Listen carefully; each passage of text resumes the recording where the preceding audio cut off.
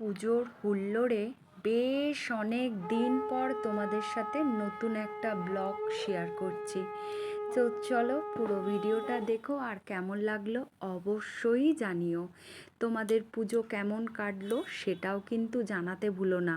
এবারের পুজোটা আমার কিন্তু বেশ ভালোই গেছে, একেবারেই এটা বলতে পারবো না যে ভালো যায়নি, মোটামুটি এটা বলাটা অন্যায় হবে।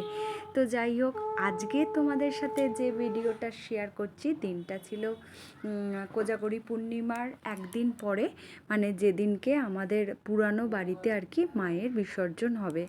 তো দেখো, আমিও চলে গিয়েছিলাম আমাদের পুরানো বাড়িতে। সকলে বরণ করে নিচ্ছিল, বড়দিভাই, ছোদ্দিভাই, দিদিভাই বরণ করার পর সবশেষে আমার নাম্বার এসেছে। তার কারণ একটাই, আমি সবার ছোট, তো প্রত্যেকে বরণ করে নেওয়ার পরেই আমি বরণটা করি। মাকে সিঁদুর দিয়ে দিচ্ছিলাম আর মাকে একটু মিষ্টিমুখ করে দিচ্ছিলাম। এই যে ঠাকুরটা দেখতে পাচ্ছ, এটা কিন্তু আমাদের গত বছর পুজো হয়েছিল, মানে এবছরে যে ঠাকুরটা আমাদের পুজো হয়েছে আর কি, সেটা পরের বছর আমাদের বিসর্জন হবে। এই রকমভাবেই আর কি চলে এসেছে। এই ঠাকুরটা আমাদের গত বছরে পুজো হয়েছিল এবং প্রতিদিন আর কি এই ঠাকুরটাই পুজো করা হতো। আর এবছরে যেটা, এবার থেকে আর কি ওইটা সারা বছর পুজো করা হবে। আবার সামনের বছর মা আসলে আবার ওই মানে ওই ঠাকুর, নতুন ঠাকুরটাকে আর কি সামনের বছর বিসর্জন করা হবে।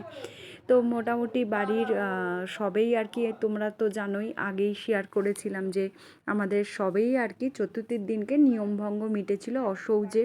তাই এবারে লক্ষ্মী পুজোটা অনেকটাই ক্ষীণভাবে আর কি আমাদের হয়েছিল, যতটুকু না করলে নয় সেইভাবেই আর কি হয়েছিল। বাড়ির লোকেরা মিলে আর কি, বাড়ির কয়েকজন মিলেই আমরা এই দিনকের এটা করে নিয়েছিলাম, নিয়মটুকু যেটুকু না করলে নয়। তোমাদের সাথে কথা বলতে বলতে মোটামুটি একদম শেষের পথে আমি চলে এসেছি। দেখো, মাকে যেহেতু আমাদের সামনেই, বাড়ির সামনেই, পুরানো বাড়ির সামনেও পুকুর আছে, তো ওখানেই অন্যান্য বারে বড় পুকুরে নিয়ে যাওয়া হয়, তবে এবারে আর বড় পুকুরে নিয়ে যাওয়া হয়নি, এখানেই মাকে বিসর্জন দেওয়া হলো।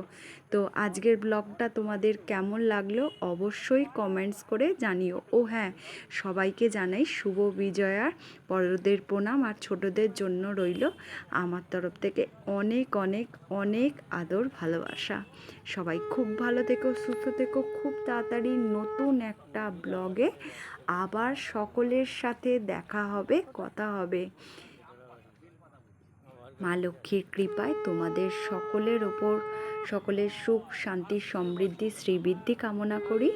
এইভাবেই সকলে সকলের পাশে থেকো, ভালো থেকো।